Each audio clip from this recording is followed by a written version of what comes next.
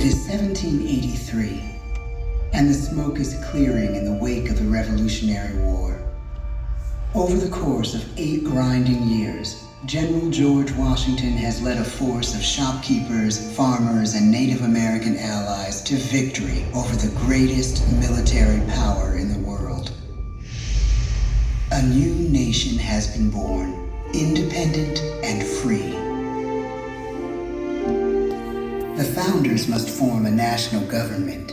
In 1787, through months of passionate debate, they create a written constitution. For the country's highest office, they imagine something new in the history of the world.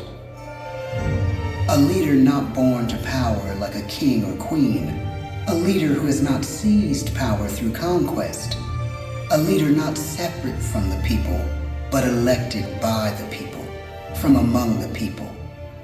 We, the people. This is a new idea, an American idea. The idea of a president.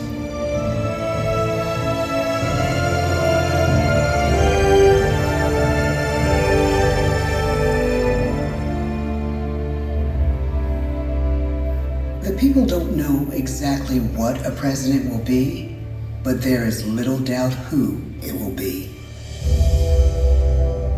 George Washington's stature and bearing have marked him as a leader. His integrity has made him a great one. Washington knows that many generals who have led successful revolutions make themselves dictators or kings. Instead, he steps down from power and retires to his home, Mount Vernon. The world takes note, and George Washington becomes the symbol of American ideals. In the first presidential election, it's Washington by a landslide. The only doubt seems to be his own. He writes, "Integrity and firmness is all I can promise. Integrity and firmness is exactly what we need." Everything he does as president will set a model for his successors. His final act may be the most important of all. After 2 terms, with no term limit in the Constitution and amid overwhelming support to stay in office, he steps down once again and hands power back to the people. He wants us to speak, to elect a new president. During the early years of the Republic, we choose leaders as different as Thomas Jefferson, John Adams, and Andrew Jackson. Elections are often bitter. Each president stands at that fiery intersection where personal character meets the challenges of the times. Some call the presidency a glorious burden. Jefferson calls it a splendid misery. We, the people, must choose well.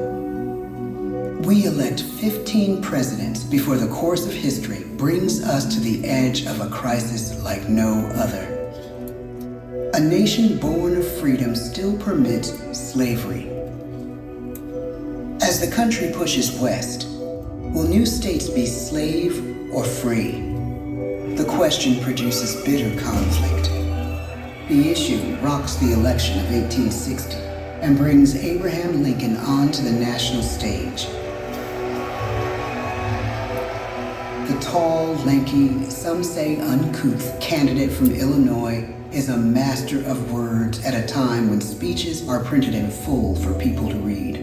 A house divided against itself cannot stand, he has said.